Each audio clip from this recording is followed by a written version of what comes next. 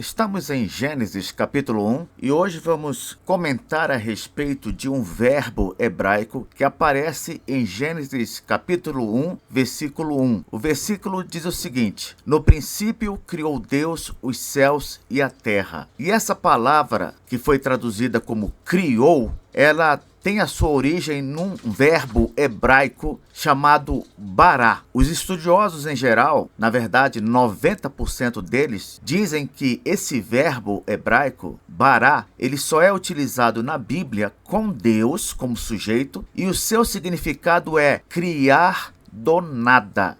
Será que isso é verdade? É sobre isso que vamos falar neste estudo. Dê uma pausa no vídeo agora, faça sua oração pedindo a iluminação do Espírito Santo para entender tudo aquilo que vou dizer aqui e volte para prosseguirmos com o estudo. Se você gosta de assistir aos vídeos do canal, por favor inscreva-se e deixe o seu gostei. Pois bem, de fato, nós ensinamos aqui, no início do estudo do livro de Gênesis, que Deus criou tudo do nada. Inclusive mencionamos aquela expressão latina ex nihilo, que quer dizer do nada. Porém, com respeito a esse verbo hebraico que eu acabei de citar, preste atenção no que eu vou dizer agora. Ainda que seja verdade que ele só aparece tendo Deus como sujeito, sim, isso é verdade. O verbo hebraico bará, que significa criar, ele só aparece na Bíblia com Deus como sujeito. Quanto a isso, não há nenhuma questão. Porém, não é um fato que esse verbo significa criar do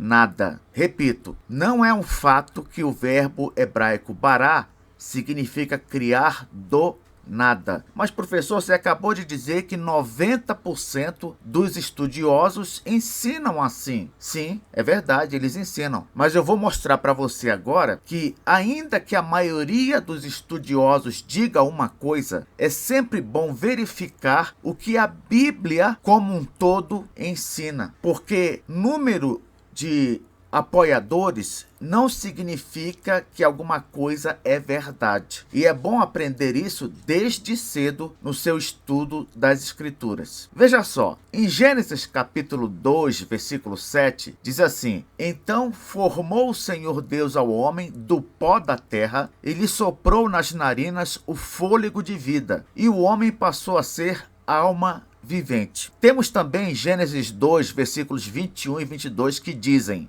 Então o Senhor Deus fez cair pesado sono sobre o homem, e este adormeceu. Tomou uma das suas costelas e fechou o lugar com carne. E a costela que o Senhor Deus tomara ao homem, transformou-a numa mulher e lhe a trouxe. Ora, se nós juntarmos o que dizem esses versículos com Gênesis 1:27, que nós acabamos de estudar na aula passada, professor, o que é mesmo que diz Gênesis 1:27? Diz assim: Criou Deus, pois, o homem à sua imagem, a imagem de Deus o criou, homem e mulher os criou. Note, o verbo bará aparece aqui em Gênesis 1:27. Ele diz que criou Deus, o homem, homem e mulher os criou, e é o verbo bará que aparece. Mas nós sabemos que tanto o homem quanto a mulher não foram criados do nada, não é verdade?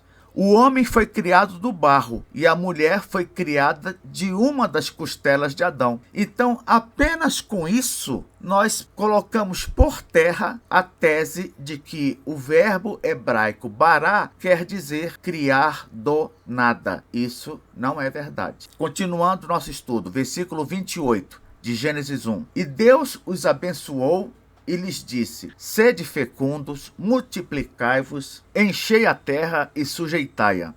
Dominai sobre os peixes do mar, sobre as aves dos céus e sobre todo animal que rasteja pela terra. E Deus os abençoou e lhes disse: Sede fecundos, multiplicai-vos. Não é assim que começa o versículo? Então, Deus abençoou o ser humano, deu-lhe uma bênção. E qual foi essa bênção? A bênção de ser fecundo, ou seja, capaz de gerar pessoas como ele, com corpo e alma, seguida de uma ordem para fazer uso desse dom. Só aqui a gente tem o ensino claro de que a relação sexual foi instituída por Deus e foi instituída quando? Antes da queda. Porque se Deus diz para o homem antes da queda, sede fecundos, multiplicai-vos, e a única maneira de se multiplicar é tendo relação sexual, ora, é óbvio que relação sexual não é pecado. Não é pecado. O homem não havia ainda se tornado um pecador. A ideia do senso comum que diz que relação sexual é pecado não é verdadeira. Por quê? Porque Deus instituiu o sexo antes mesmo da queda. Outra coisa, quando diz aqui no versículo, enchei a terra, isso revela que todos os outros seres humanos viriam do primeiro casal. Por quê? Porque não havia mais nenhuma outra pessoa na criação além deles. Aí você vai falar, mas Deus é uma pessoa e os anjos são pessoas também, certo? Mas o texto está se referindo aos seres de carne e osso aqui, não aos seres puramente espirituais. Vamos seguir. Deus fala, enchei a terra e sujeitai-a, dominai sobre os peixes do mar, sobre as aves dos céus, e sobre todo animal que rasteja pela terra. Resumindo, dominai sobre a criação. O homem recebeu de Deus a ordem para dominar sobre toda a criação. E aqui surge o que, na teologia reformada, é chamado de mandato cultural. O que é isso, professor? Eu vou explicar. Segundo o dicionário online Michaelis, mandato diz respeito a um poder de representação. Por exemplo, quando os políticos exercem um mandato, isso acontece porque eles recebem o poder de representar aqueles que os elegeram. Isso significa que eles receberam o poder de representar aqueles que os elegeram. De fato, o homem recebeu um poder, uma autorização e uma capacidade dadas por Deus para representá-lo perante o mundo. Como assim, professor? O homem, ele domina sobre a criação, mas domina como se fosse um representante de Deus. É como se ele fosse um mordomo de Deus. Mordomo não é aquele que manda em tudo, mas não é o dono. Ele manda em tudo como representante do dono. É a mesma coisa que acontece com o ser humano. Ele manda na criação, ele deve dominar a criação, mas lembrando que ele está fazendo isso como um representante de Deus. Veja só, o Michaelis também diz que mandato pode ser ainda uma ordem de um superior para um inferior. Nesse sentido, Deus é o superior e nós os inferiores. E ele nos dá ordens na área cultural, social e espiritual. Agora estamos focando na área cultural. Quando começarmos a estudar Gênesis 2, vamos ver as áreas social e espiritual. Então,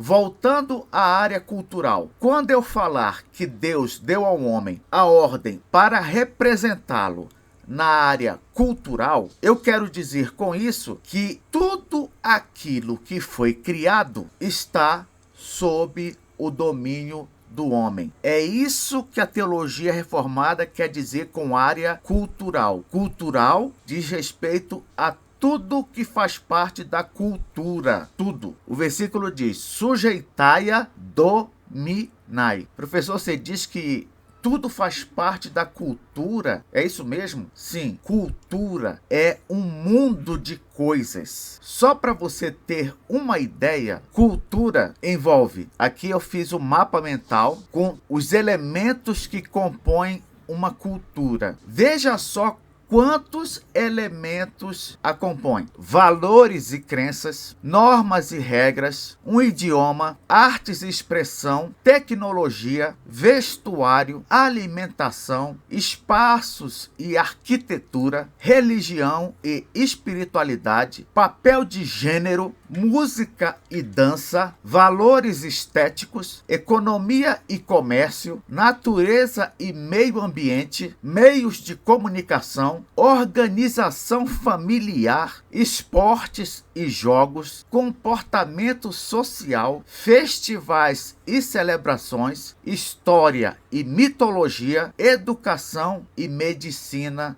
tradicional. Quanta coisa faz parte de uma cultura!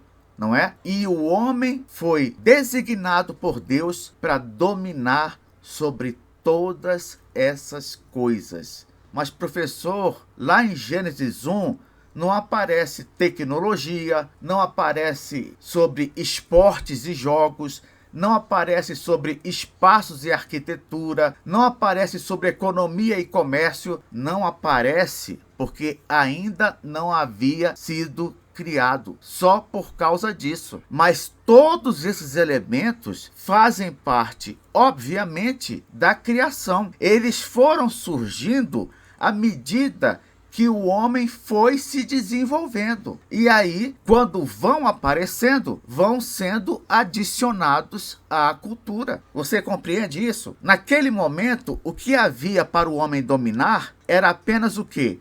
A natureza e os animais. Mas é claro que, à medida que outras coisas vão surgindo, o homem continua na obrigação de dominar sobre todas essas coisas como representante de Deus, como mordomo de Deus. Na próxima aula, vamos dar exemplos de como o homem deveria agir com respeito a cada um desses elementos da cultura. Até lá!